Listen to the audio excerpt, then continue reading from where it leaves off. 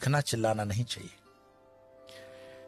हो सकता है कि पाकिस्तान से ये बात आती हो कि भारत को जो है कन्वर्ट कर लेंगे गजवाए हिंद, पर गजवाए हिंद करने की जरूरत ही नहीं पड़ेगी। कुछ सालों के अंदर वैसे ही उनकी पॉपुलेशन बढ़ जाएगी। आज इंग्लैंड और लंदन की स्थितियां देखते हो, शरीयत का कानून लंदन में लग रहा है, ऑस्ट्रेलिया में स्थितियां खराब हो गई है, जर्मनी में खराब हो गई। ये बहुत अच्छी स्ट्रेटेजी है इस्लाम की कि वो अपने एक्सेस पॉपुलेशन को दूसरे देशों में डेमोक्रेसी की आड़ में बेच देता है, बाद में वहां पे शरीयत का कानून लगवा देता है, लेकिन अरब कंट्री के अंदर कोई भी रेफ्यूजी नहीं रखा जाता है। मैं एक रिपोर्ट देख रहा था बीबीसी की, शायद बीबीसी की रिपोर्ट थी, जहां पे सऊदिया का जो वर्टिकल शेयर बन रहा है उसमें कई गांवों के लोगों को मरवा दिया उसने, ऐसा आरोप है उन पर। तो वहां तो मस्जिदें हटाने में भी वो सोचते नहीं है, और यहां पर हिंदू भीख मांग रहा है कि जरा मुझे कृष्ण का मंदिर दे देना, जरा मुझे ये मंदिर दे देना। हमारे साधु संतों ने जो समाज के लिए काम किया, समाज उनके साथ भी नहीं खड़ा है। क्या आपको पता है कि आयुर्वेद के नाम पर भारत देश के अंदर जो फार्मेसी काम कर रही है वो मुस्लिम द्वारा चलाई हुई भी कई फार्मेसी हैं, और उनके 500 प्रोडक्ट्स हैं। रामदेव को सपोर्ट नहीं करने का कारण ये भी है। हमदर्द का एक टॉनिक है सिंकारा, उसको प्रमोट करते हुए कम्युनिस्ट पार्टी के कुछ नेता कहते हैं कि यह शक्तिवर्धक है। उनको पूछो तुम्हें कैसे पता चला यह शक्तिवर्धक है, कोई लेबोरेटरी टेस्ट है? एलोपैथी के कंपैरिजन में जो रामदेव बाबा को कहा गया था कोरोना के कंपैरिजन में, वो चीजें सब पर लागू होनी चाहिए। क्या आपको पता है सोनू निगम जैसा कलाकार जो पिछले कई सालों से फिल्म इंडस्ट्री के अंदर बेहतरीन आवाज दे रहा है, उसने जब खुले से कहा कि इस अजान के कारण मुझे तकलीफ होती है, इंडस्ट्री में उसको काम मिलना कम हो गया, क्योंकि बॉलीवुड की इंडस्ट्री आज भी इस्लामिक फंडामेंटलिस्टों द्वारा डोमिनेट है। मैं आपको और बता दूं, जिन दिनों शाहरुख खान, सलमान खान, आमिर खान स्ट्रगल कर रहे थे, गोविंदा सुपरस्टार था, और गोविंदा को नीचे करने के लिए उसकी जोड़ी में चलने वाली करिश्मा कपूर को आमिर खान के साथ एक फिल्म दे दी जाती है परदेसी। गोविंदा की जोड़ी को तोड़ा जाता है और उसके बाद उदय होता है सलमान खान, आमिर खान और शाहरुख खान का समय, क्योंकि इंडस्ट्री डोमिनेटेड है इस्लामिक लॉबी द्वारा। ऐसे कई मैं आपको उदाहरण दे सकता हूं, लेकिन मुख्य बात क्या है?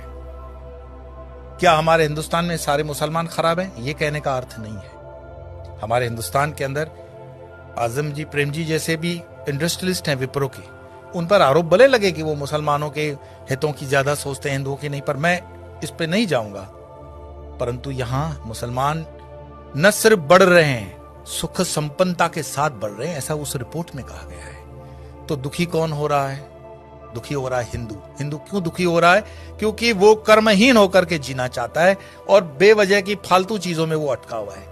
अपनी ना तो वो स्किल को डेवलप कर पा रहा है और अपने हर छोटे छोटे उद्योग को छोड़ता जा रहा है।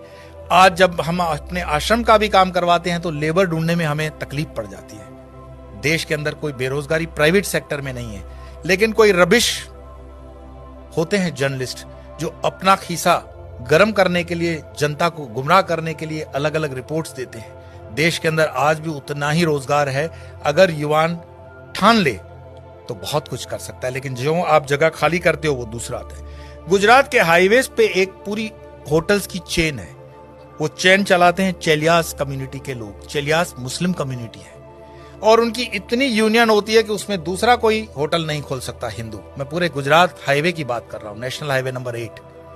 साल में सिर्फ 2-3 दिन ये होटलें बंद होती हैं। आपकी ताकत नहीं है कि इस इलाके में कुछ काम कर सको, और उनके होटलों के नाम जो रखे जाते हैं इतने मिसगाइडिंग होते हैं कि आपको पता भी न पड़े कि ये हिंदू की है कि मुस्लिम की है। होटल का नाम होता है भारत, नव Gujarat, Tulsi, Kabir, Jai Hind, Sarvodaya, dine in, dine out. किसको पता पड़ रहा है ये इस्लामिक माइंडसेट की होटल है?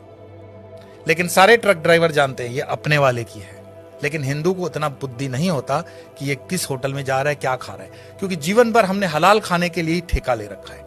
हिंदू को इतना स्वाभिमान नहीं है कि वो कह दे कि जो मैं खान पान खाता हूं तो मेरे प्रोडक्ट पर तुम लोग सात्विक, राजसिक या तामसिक का लेबल लगाओ। भाई सात्विक है तो उसको ऑरेंज कर दो, राजसिक है तो उसको लाल कर दो, तामसिक है तो उसको काला कर दो, वेजिटेरियन का ग्रीन तो है ही। हर चीज पे हलाल लगा हुआ है और हलाल का तुम्हें मलाल भी नहीं है। तो कितने भी तुम प्याज लहसुन को मत खाओ, लेकिन ये हलाल खाते हुए तुम्हारे बच्चे जो हैं क्या बन रहे हैं? ये जिहाद करने की जरूरत पड़ेगी नहीं उनको। ये साधु संतों को भी सोचना पड़ेगा कि तुम शेर को भी घास खिलाओगे, गाय को भी घास खिलाओगे, क्षत्रियों को भी घास खिलाओगे और ब्राह्मणों को भी घास खिलाओगे। हमने खान पान को बदल करके पूरे डीएनए सिस्टम को बदलने का पाप किया है, और जब इस पाप की हम ठीक से बैलेंस नहीं करते हैं तब तक इस पॉपुलेशन को ठीक करना बड़ा मुश्किल होगा। एक इंसान, ये वीडियो समाप्त करने से पहले मैं बता रहा हूं, एक इंसान जिसने अलीगढ़ मुस्लिम यूनिवर्सिटी का स्थापना किया था, सर सैयद, उसने सिर्फ ख्वाब देखा था पाकिस्तान बनाने का, कि एक ऐसा देश बन सकता है। एक टाइपराइटर और एक इंसान जिन्ना जिसने देश बनाकर दिखा दिया, और यह चीज इतिहास के अंदर दर्ज है। क्या पता ओवैसी जो कह रहा हो उसको हम सीरियसली नहीं ले रहे हैं। अगर शाहबानू केस कोर्ट का इधर उधर हो सकता है तो राम मंदिर का केस भी राहुल गांधी तो बोले थे कि हम कर देंगे, ऐसा उन पर आरोप है, प्रमोद जी ने लगाया था। हिंदुओं को जागना पड़ेगा।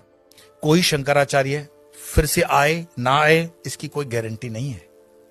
शंकराचार्य जी की जयंती मनाने से सिर्फ इतना ही मैसेज मिलता है, उत्तिष्ठ जागृत प्राप्य वरानी बत, उठो जागो, अपनी जवाबदारी लो। कब तक दूसरों के कंधों पे रहोगे कि ये तुम्हारी जवाबदारी लेगा? और धर्म का काम चेतना जगाना है। बाकी ये मेरा वीडियो मरे हुए लोगों के लिए तो है नहीं, चैतन्य लोगों के लिए। और चैतन्य जो सुन रहे हैं उनको लगता है कि आगे 2-4 चैतन्य है तो फॉरवर्ड कर देना, और मरे हुए लोगों को वीडियो देखने के लिए मैं कोई आग्रह करता ही नहीं हूं। आपके भीतर आपका सनातन जागे, भारत जागे, हिंदुत्व जागे। इसी प्रार्थना के साथ इतना ही। कल फिर मिलेंगे।